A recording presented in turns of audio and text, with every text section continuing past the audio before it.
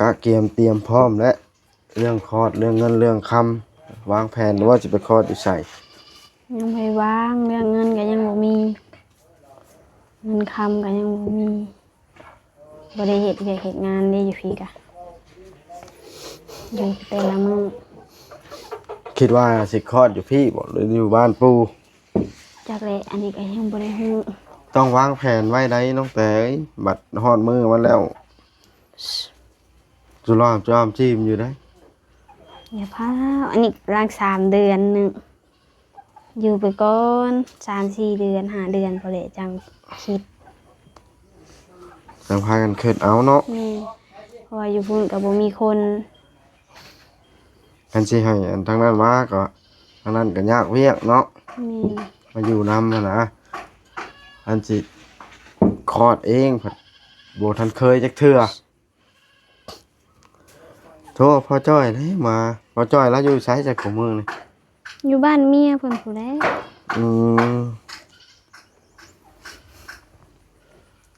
ทางเบิ้งนั่นกันเนาะ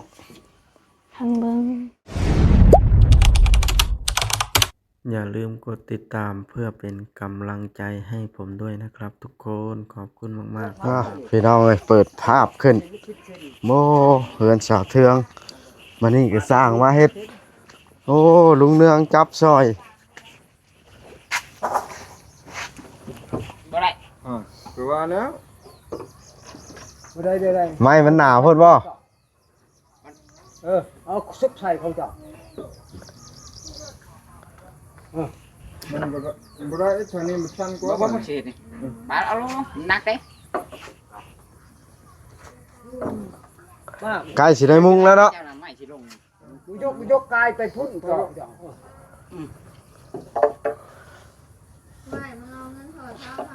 ตัดทิ่มตัวนี้ที่10 เซนกินนึงเถอะทุกไปพุ่นล่ะโอ้ไม่นาก็นาแต่แท้เฮ้ยตัดทางนี้ดีกว่านี่เพราะว่าค่อยเฮ็ดจักครั้งนะตัดเบิ่งได้ก็ตัดทางนี้ที่สอง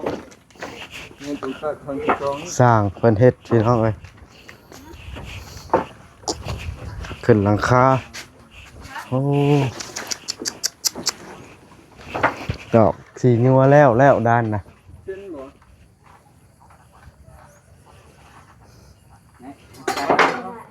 ตัดทางนี้ได้ตัดทางนี้ตัวนั้นมันบ่ลมทางนั้นไม่ได้แบบแล้วทางนั้น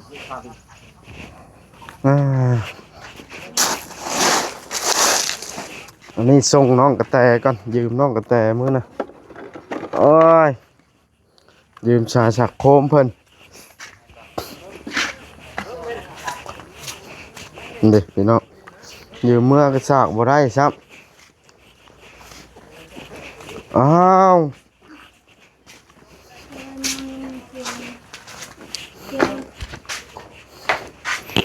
เป็นได้อันนี้ได้มาข้อมาได้ใช้นี่น้องกระแตปานเอาให้สบายดีเด้อฉากบ่ได้ครับได้น้ำยังอันนี้กำลังกินข้าวอยู่เอ้าว่าน้ำเพิ่งอันนี้น้ำผึ้งน้ำในถ้วยน้ำแกงไหมจานเพิ่นบ่ใช่เสื้อบาดนะฝนสบายดิเจ็บหัวเป็นวัดบ่แม่นเป็นวัดเบิดทุกคนเนาะข่อยแฮงเว้าทั้งเสียงข่อยเลยบ่ได้เป็นวัดบ่ค่อยนะเพิ่นว่าสิกินบ่ขอเพิ่นว่ายานเจ็บท้องบาดนะบ่ได้ไปเอาบ่ได้ไปเอาเองบ่เราซื้อเอาพานกินข้าวแต่เช้าถ้าแกงหน่อไม้แต่เด็กก็แล้วแกงเมื่อคืนนี้หรือแกงแต่วานนี่แกงเมื่อคืนนี้แล้วไว้กินตอนเช้าปลาดุกมียังอยากกินแต่แกงหน่อไม้มันบ่อยากเด้ปลาดุกปิ้งแล้วมื้อนั้นก็ปิ้งกินเลยโอ้หมอทิ้งมาอยู่พี่ประจำบ้านนี่เนาะไปเฒ่าชวนไปใส่ก็บ่ไปข้ามาอยู่พี่จักมันบ่ไปมันบ่อยู่พี่มันก็บ่ไปนำไม่เฒ่าแล้วเบิ่งจานลิ้นเกมบ่ มันก็ซ้ำกันนึงบ่ได้ลิ้นแล้วเกมนี่ลบทิ่มแหละ อันใดยาลิ้นล่ะนมทิ้ง มันลิ้นบ่ได้สัญญาณบ่มี สัญญาณบ่แห้งบ่ ขณะเลื่อนเฟซยังบ่ได้เลื่อน ตกหนักแห้งน้องกระแตเห็นวัดเบิดครอบครัวเดี๋ยวนี้ ว้าวสิบ่ได้ เราก็เจ็บคออยู่ฮะกินแต่น้ำอุ่น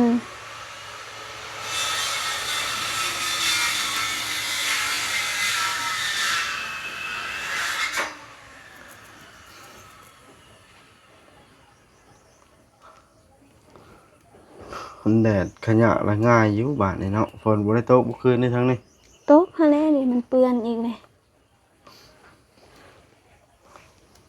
หนักบ่ลินคือเก่าเนาะ แม่น ทิ้งตู้แก้วไปทางใด อยู่เพื่อน อืมเราบ่ได้ไปหาหน่อไม้กับมื้อนี่ เราก็เมื่อยเราก็ไปแล้วชวนหลานไปหลานก็บ่ไป หมูทิ้งบ่อยากไปเนาะ เราก็บ่อยากไปผู้เดียวเทื่อล่มเทื่อนั่นดิน้ำห่วยผัดกำลังบก ให้พลาดง่ายเนาะ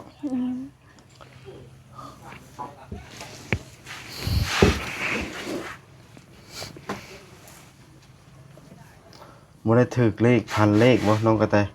บ่ อุกใจเด้ดวงช่วยแห้งท้ายช่วงนี่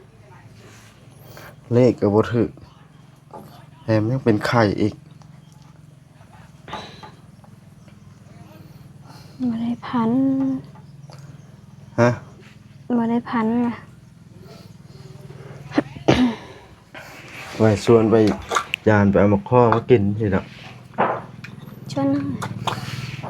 เมื่อคืนนี้ฝนตกสิขึ้นได้บ่ คำมันบ่ไกลปานใดหันนะ ก็บ่ไกลอันนี้มันสิบ่เบิดเด้ เอาเมื่อไปกินพร้อมหรือเพิ่นห่วงบ่ อยู่หน้าโรงเรียนนี่ซะเบิดเลย บ่ได้ออกไป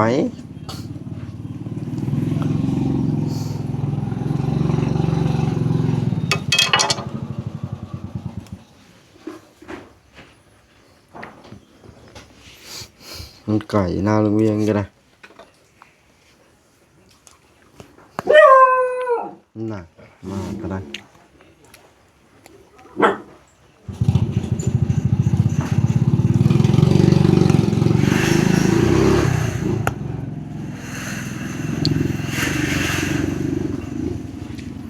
คนในบ้านนี่บ่นะ บ่คนละบ้าน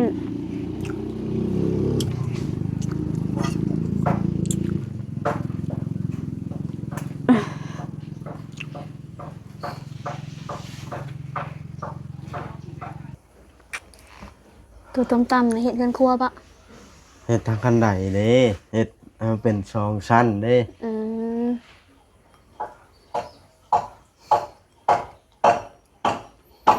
เฮ็ดมันเป็นสองชั้นเพิ่นห่อ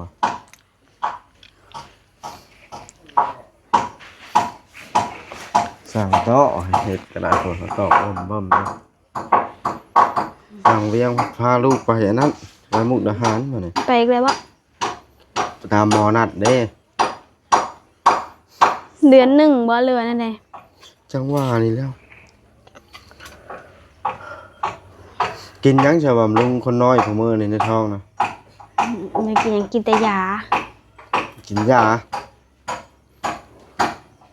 ยาวัดได้นะ ยาบำรุงเลือดนะฮะยาบำรุงคนน้อยฮะ ยาแอนมัมบ่ บ่ เอาอันนั้นมานึกว่าเบิดแล้ว ฮะ ยาพาราเซตามอลนะ เฮ้ยเห็นบ่ยาปลาร้าอยู่นั่นน่ะ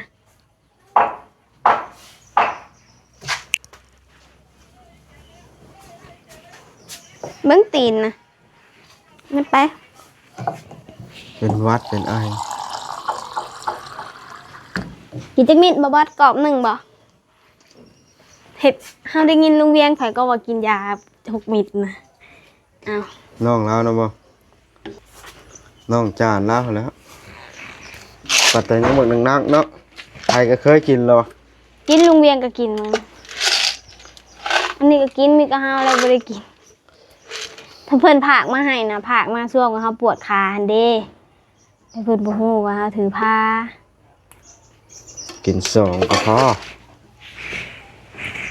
กินจัก3นี่เป็นอะไร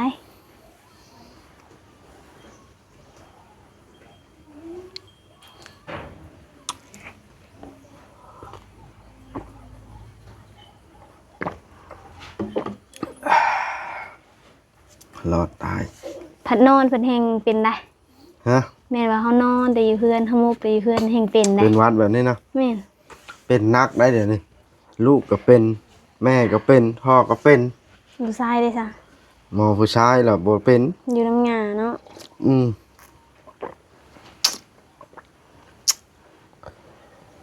บ่ว่าเพิ่นเป็นเด้ตอนนั้นน่ะผู้ชายเนาะเป็นตอนนั้นหั่นเนาะ อืม ฮะ ผู้ชายเป็น เห็นบอกเขาว่ามันเป็นนะมันเป็นเบิดครอบครัว ผู้น้อยก็เป็น แต่ว่าผู้น้อยเราเป็นอีกบาดนะ ผู้ตอนนั้นเพิ่นเป็นบ่แฮง อืม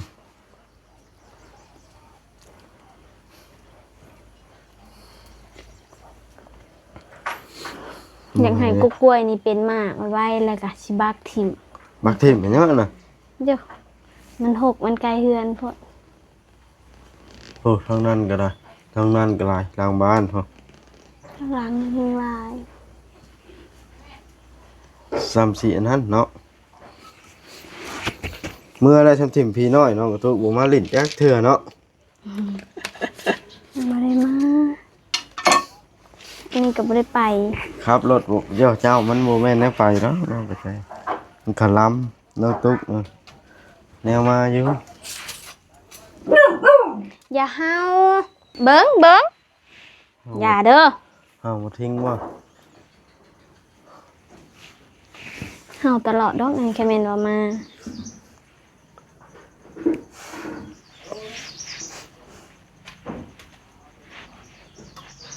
เมื่อยเด้เนาะน้องกระแตกับ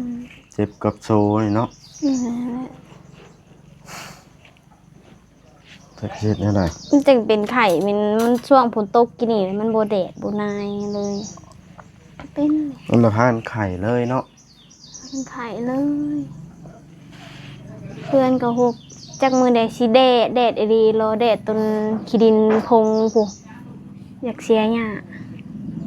แดดจะ3 มื้อนี่ก็พงแล้วเนาะ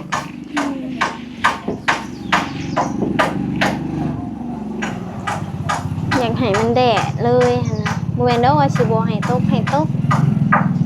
อันนี้ผัดจังเลยตกอยู่คู่มือตอนน่ะ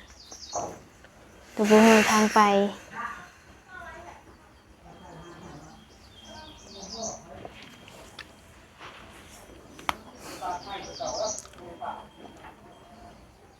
ตื่นมาค่ำมาก็จักสิกินข้าวกับเพียงเนาะน้องแต่ แม่นทิ้ง หานกินก็ยาก หอมแก้มกันเลยซะยำออกแน่เบิ่งกะก้มแท้คักแท้ ห่วงบ่เลยนะ บ่แม่นห่วงเพิ่นมีเห่า ยันบ่ทิ้งมักบ่ มีเห่า บ่ทิ้งกันได้ อืม ก็มีก็ติดกันแล้วแหล้ว ลิ้นเบิ่งเกมคือกัน ก้มอีหลีรอ มาเผาเบิ่งเบิดมื้อว่าแต่ละมื้อ เบิดมือแม่นว่าผู้นี้บ่ได้ไปไสเมื่อวานนี่ผู้นี้ไปฉีดเบ็ดบ่เห็นเบิดมือ สิเบ็ดอยู่ไสนะ อยู่ห้วย ไปกับลูกบ่าวหมานมื้อนี้บ่ได้ไป อืม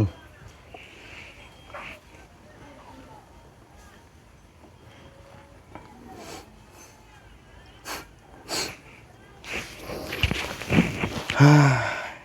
บ่ม่วนบ่ซื่นได้น้องแต่เลยก็เป็นหวัดเป็นไอนี่เป็นไข้เป็นหนาวแรงม่วงไว้ใช้นี่ซื้อเอาบ่ ชื่อเอา ซื้อม่วงดิบดิ แม่นชุกหมากหนึ่งดิบสองกินเบิดเมื่อวานนี่หมากหนึ่งค่ะมันเป็นม่วงมันได้เลยมันบริสมเอาเด้ออ่ะมี ภรรยานกล้องถึกมีดอยู่บัดคอดนี่คันสมมุติอยู่พี่โทรปู่ย่าแล้วมาอยู่นำจึงอยู่ได้ แล้วก็งัวคุย อยู่พุ่นก็ได้ งัวหมูหมาเป็ดไก่ใส่เพื่อนแล้วฮะบ่มีคนนะอยู่พุ่นมีปู่กับย่าแล้วก็น้อง เพื่อเฮาได้กับน้องก็เข้าโรงเรียนแหละน้องชายหลากะ อืมโทรพอจ้อยครับยายมดมาก็ลาสิมาก็ได้ แล้ว วัดหอนมือมันเขาเมื่ออยู่พ่นจังห่วงเพื่อนอยู่พี่เพื่อได้มาอีก ผ่านชามเดือนพุ่นแล้ว 3-4 เดือนจะได้มือเลย จักแหละพังเบิ่งคือเฮาว่าแหละฮอดมือพุ่นแหละถึงว่าได้ แม่นอยู่อันนั้นก็ได้ แต่ว่ามันต้องได้วางแผนไว้ได้เดี๋ยวหอนมือคลอดยังพากันเอเล่อยู่แถวนี้ได้จ้ะเดี๋ยวคลอดค่ำมากลางคืนจะไผสิแลนมาเบิ่งบ้าน นึกว่าพังเบิ่งแล้ว ฮอดเดือน แม่น คล แจ อง ทางพูนมาทางนั้นก็บ่มีคนอยู่เฮือนอยู่ ทางเดือนคลองก็ต้องอัน ถ้าแม่นว่าสิเมื่อคลอดอยู่พูนก็7 เดือนก็เมื่อแล้วแม่นว่าสิเมื่อ เป็นได้คือเมื่อ7 เดือนเก้าพุ่นแล้ว โอ้มันยากแท้แม่นว่าสิเมื่อตอน การไหว้บ่ 7 เดือน8 เดือนก็เมื่อแล้วเขาแม่นว่าสิเมื่อคลอดอยู่พูน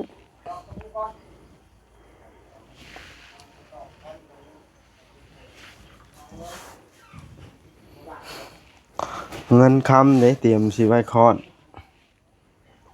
มันซื้อกินแต่ละมื้อยังบ่มี คือเจ้าเห็นนั่นแหละเจ็ดหยังฝนกระตกอยู่แต่ละมื้อ วัดมือคลอดแล้วแต่สิอุกเนาะน้องก็ได้คิดภาพมาหั่นนะ ผัดมือบ่มี กระทึกเยอะแล้วขนาดน้องกระตุกยังตอนนั้นยังกระทึกอยู่เราผัดน้อยอันนั้นเล็ก จนพิษกันนั่นแหละ ๆฮะ จนพิษกันนั่นแหละ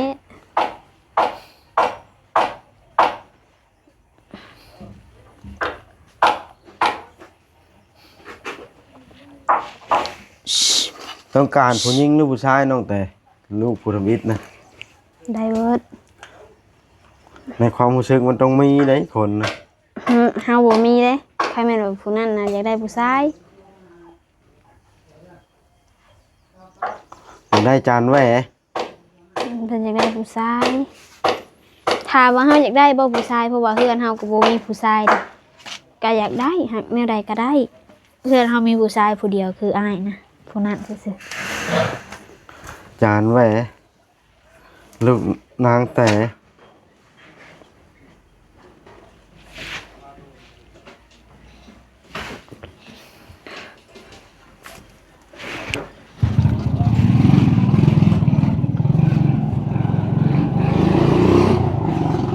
โทรบ่าวแพทย์ก็บ่าวจ้อยมาก็บ่มามื้อนี่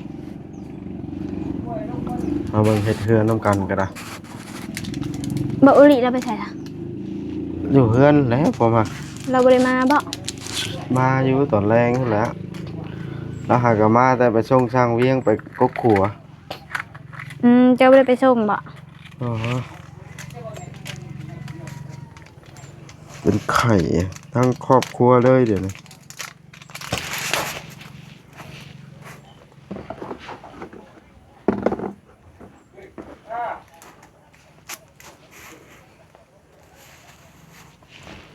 ไปเฮ็ดบุญบ่เมื่อวานนี้ เฮ็ดบุญได้ใช้นะ แต่แรกเห็นเอื้อยเอาลงเนาะ บ่ได้เฮ็ดบุญนบพระซื้อ อันนั้นแหละเฮ็ดบุญเฮ็ดยังไงฉันนั่นแหละ นบพระปล่อยเอียน บ่เห็นตอนปล่อยเอียน บ่ได้ถ่าย เห็นแต่เพิ่นเอาลงอันนั้นเป็นรูปภาพ ปล่อยเอียน9 โต ปล่อยอยู่ไส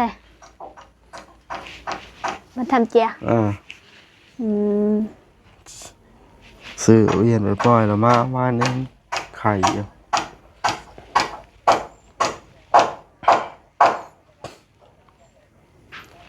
เอาน้ำมาได้ใช้มากินตั้งแต่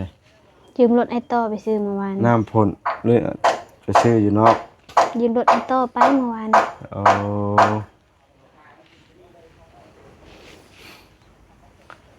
เอาเถอะละตุกเนาะ2 ตุกมาให้บาทนะตั้งใส่สันขามา2 ขา เอาไปซื้อเองเมื่อวาน ฮะ ออกไปซื้อแนวกินก็เลยไปซื้อน้ำเลย เจ้าไปซื้อผู้เดียว ให้เขางอให้เด้ อ่าเก่งแล้ว ทางลื่นบ่ลื่นไปซื้อผู้เดียวก็ได้ มันแห้งแล้วจังไปเมื่อวาน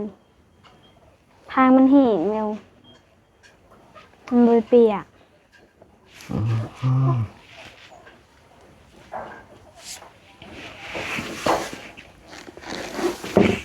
พี่น้องเอ้ยก็ถือว่ายืดยาวเติบแล้วได้คลิปนี่มันเป็นวัดแห้งนี่เนาะน้องแต่ อืม ปวดหัวมุบอยู่วันสินอนอยู่ผัดแห้ง แห้งจม รับจม ทิ้งไรไก่ให้เอ้ยนี่บ่ให้มันเข้ากัน